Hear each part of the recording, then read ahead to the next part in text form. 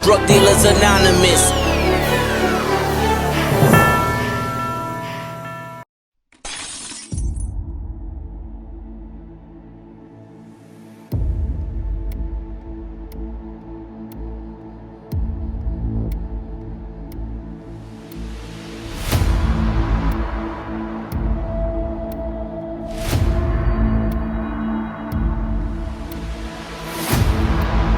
Griselda Blanco, a flamboyant woman nicknamed La Madrina, or Godmother. A Colombian drug baroness. A cocaine queenpin of sorts. I would characterize her as the epitome of the cocaine Cowboys. Más conocida como la reina de la cocaína. Griselda Blanco has been charged with 3 murders. Griselda Blanco. Griselda Blanco.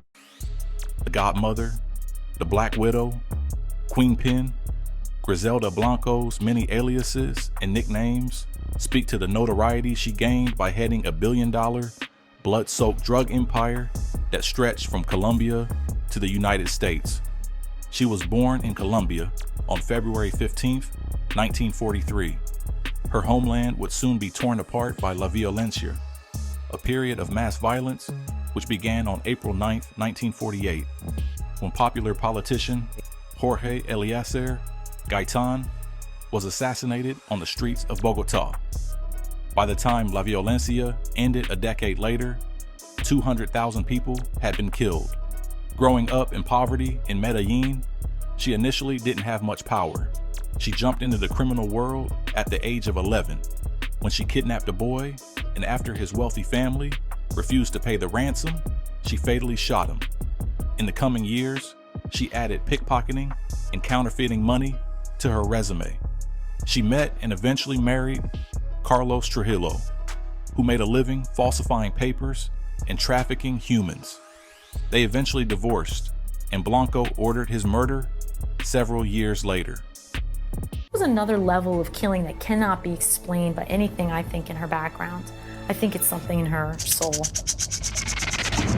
She was a born criminal.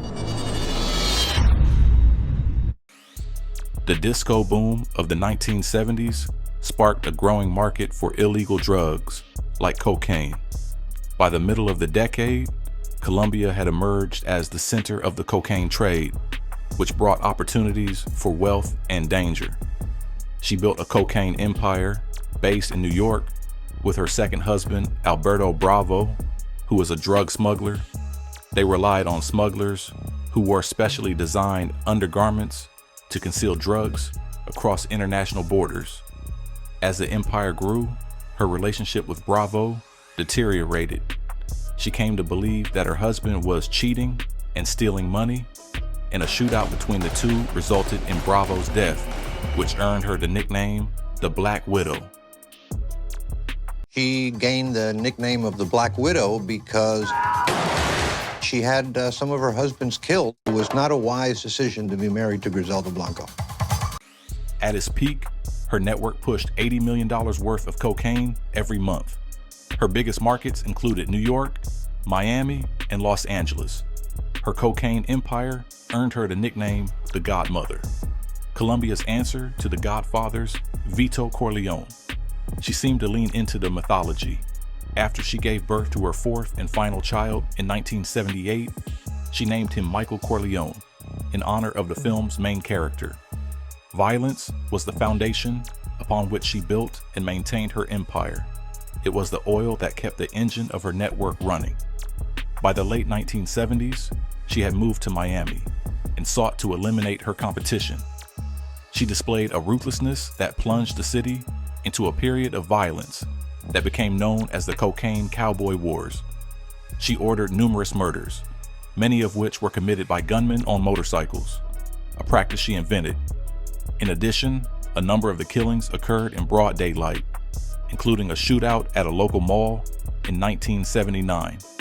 In another Miami incident, she ordered the murder of her associate Castro, who had reportedly hit one of her children. But when her hitmen attempted to do the job in 1982, they mistakenly killed Castro's 2-year-old son, Johnny, by accident. According to Jorge Ayala, one of her hitmen, Griselda welcomed the error. At first she was real mad because they missed the father, but when she heard they had gotten the son by accident, She said she was glad that they were even. Griselda children also witnessed violence firsthand. In 1983, she ordered the death of her third husband, Dario Sepulveda. He was killed in front of Michael Corleone, their 5-year-old son, in Colombia. I look at my dad and my puppy had just holes with blood oozing out of them. She managed to stay one step ahead of the law for a while at least. The DEA worked with informants to track her down and build a case against her. One of the informants was Jorge Rivi Ayala, her most trusted hitman. Prosecutors were seeking the death penalty, but Ayala's credibility was undermined when it was revealed that he had been having inappropriate phone calls with secretaries in the prosecuting attorney's office. One of the women claimed that she was acting on orders of the prosecutor, who denied the charges. In 1998, she ultimately pled guilty in exchange for a reduced sentence, and 6 years later, she was released and deported to Colombia. She retired from a life of crime, but in 2012, she was fatally shot by a gunman, leaving a butcher shop in Medellin. A motorcycle hit, just like the one she made infamous. Larger than life, and one of the few women to attain such power in the drug world, she inspired books, movies, and TV shows. She notably was featured in the documentary Cocaine Cowboys, served as the central figure in Cocaine Cowboys 2, Hustling with the Godmother, and was the focus of the Netflix limited series Griselda. For the last 3 years, Griselda Blanco has owned Miami, distributing cocaine. Griselda Blanco paved the way for the drug lords of the future. She shattered gender norms in the criminal underworld and proved that brutality knows no gender. To some, she was a pioneer. To others, a monster.